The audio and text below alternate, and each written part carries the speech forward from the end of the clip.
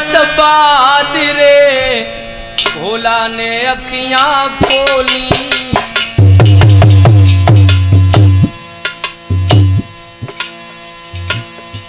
आज भोले बाबा को भजन करते करते 87,000 वर्ष व्यतीत हो गई। मेरे प्यारे भक्तों,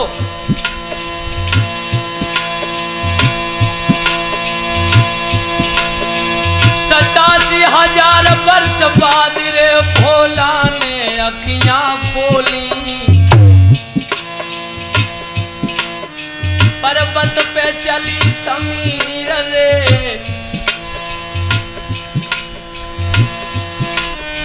पर्वत पे चली समीर रे, चिड़िया चे चे बोली।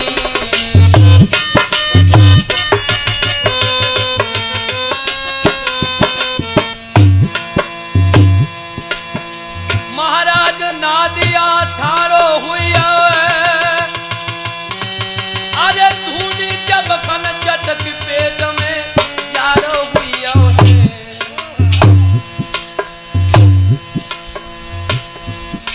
ओ मुरली के बजैया श्याम नजरिया काए कुफेरी है। ओ मुरली के बजैया श्याम नजरिया काए कुफेरी है। ओ मुरली के बजैया श्याम।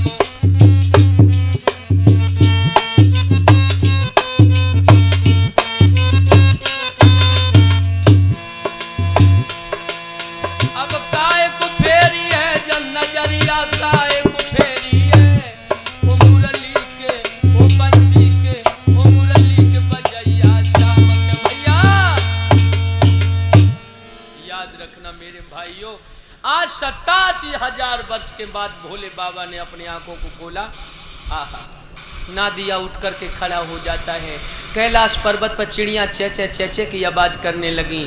मैया सती एकदम से भोले बाबा के सामने खड़ी हो जाती है। नौजवान साथियों, आज भोले बाबा ने जैसे ही सती को देखो, समझ लियो माताओं बहनों, देखो आज भोले बाबा से सती जी जब झूठ बोलती हैं तो कितनी बड़ी सजा का मौका इन्हें देखना पड़ा। मेरे भाइयों, जैसे ही भोले बाबा की अखियां खुली, हाय हाय, सती मैया को देख करके आज भोले बाबा ने ऐसे आसन डालो जैसे कोई छोटो सो बालक अपनी माँ के लिए आसन डालता है। और सती मैया की आत्मा झुलस गई। आसन पर बिठा लिया है सती को। आज भोले बाबा मैया सती के लिए इतिहास सुनाने लगे। इतिहास मेरे भाइयों, इतिहास को सुनकर के सुनते ही सुनते सती मैया की नजर अंतरिक्ष में पड़ जाती है।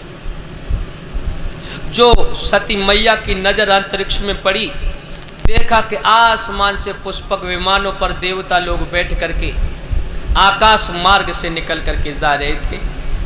एकदम से सती मैया कहने लगी हैं, भोले बाबा, हाँ, ये आसमान से जो विमान जा रहे हैं ये कहाँ को जा रहे हैं? मेरे प्यारे भक्तों, आज इतने जो शब्द सुने हैं, भोले बाबा कहने लगे हैं, सती अगर इस बात को तुम मुझसे न पूछो तो कुछ ज्यादा ही ठीक रहेगा। माँ सती कहने लगी, नहीं भोले बाबा, आप इस बात को मुझे जरूर बताओ। मेरे प्यारे भक्तों, श्री सुखदेव जी कहने लगे, हे राजन परीक्षित,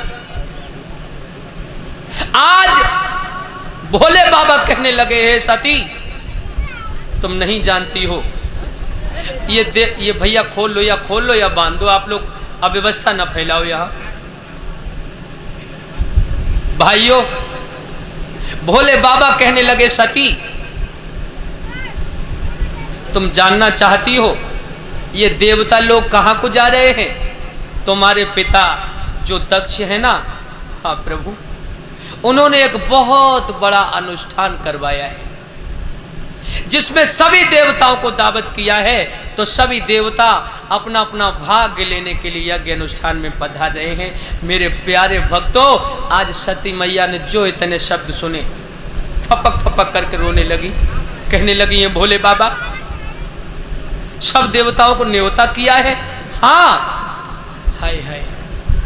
सती कहने लगी भोले बाबा दामाद तो आप भी हो, आपको दावत क्यों नहीं आई?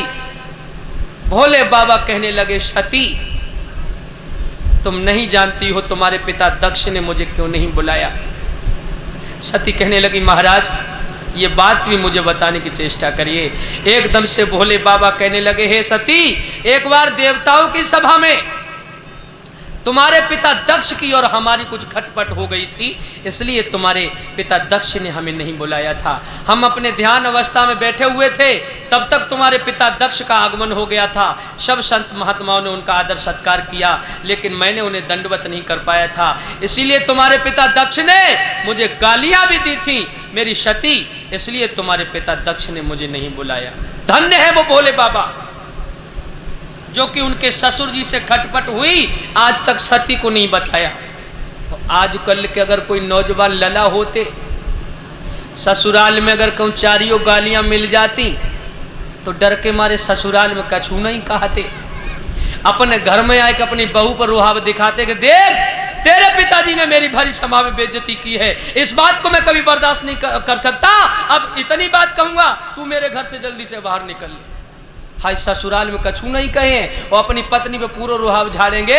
धन्य है वो भोले बाबा जो कि अपनी प्राण पत्नी सती से आज तक भोले बाबा ने कुछ नहीं कहा। आज मौका आने पर सती को भोले बाबा ने बताया। अब सती मैया कहने लगी भोले बाबा हमारी अम्मा तुम्हें बड़ो प्रेम करती हैं।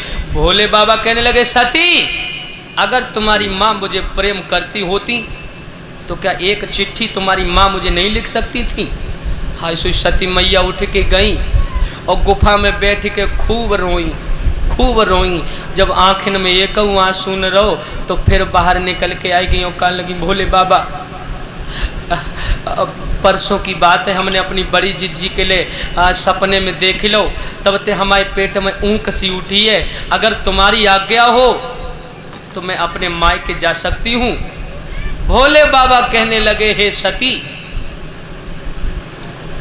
गुरु और पिता और मित्र के यहाँ बगैर ही बुलाए जाना चाहिए, लेकिन अगर कुछ खटपट हो गई हो तो जाने में भलाई नहीं है।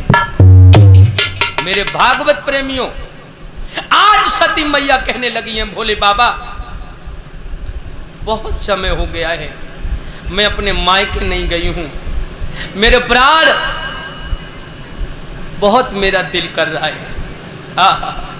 आज भोले बाबा कहने लगे सती अगर तुम नहीं मानती हो तो जाओ, लेकिन जाने में भलाई नहीं है। भक्तों भोले बाबा ने मैया सती के साथ में दो गढ़ कर दिए, बोले जाओ अगर कोई भीड़ आफत पड़ती है तो सती की रक्षा करना। हाय हाय आज सती मैया दक्ष नगरी में पहुंच जाती हैं, लेकिन हुआ क्या भैया, पहुंची बरदाद नहीं पहुंची और पहुंची बहनाई ठिलाई हुई। जैसी सती मैया गांव के बाहर नहीं पहुंच पाई, हाय हाय जिस बहन को देखने के लिए वो मां सती तरस रही थी, गांव के नन्हे नन्हे लली लला भाग खड़े भई। सती जी आई हैं, सती बुआ आई हैं, सती बुआ आई हैं। नादिया को चारों तरफ से घेर लिया। मेरे प्यारे भक्तों तब तक माँ सती की बड़ी बहन आ जाती हैं, दांती को पीस करके गांव वाले बच्चों से कहने लगी बच्चों क्या तुमने इन्हें कभी देखा नहीं है, ये भूतनाथ भुवनाथ की पत्नी है, बगैर बुलाए आई है, चलो भागो। मेरे नौजवान साथियों मैया सती को ऐसा मालूम पड़ा मानो 1000 बिच्छुओं ने डंक चुभो दिए हो। आंखों में आंसू की धाराएं बहने लगी।